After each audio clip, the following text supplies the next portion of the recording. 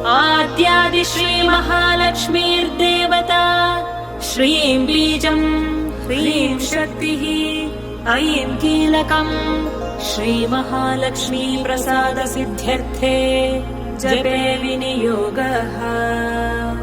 अथ ध्यानम्। हस्तद्वयेन कमले धारयन्तीं स्वलीलया हारनूपुरसंयुक्ताम् लक्ष्मीं देवीं विचिन्तये। पीतवस्त्रां सुवर्णाङ्गीं पद्महस्ताङ्गजान्विताम् लक्ष्मीं ध्यात्वेति मन्त्रेण स भवेत् पृथिवीपतिः। मातुलिङ्गम् गदां खेटं पानपात्रं च बिभ्रतीम् नागं लिङ्गं च योनिं च बिभ्रतीं चैव मूर्धनि। वन्दे लक्ष्मीं परशिवमयीं शुद्ध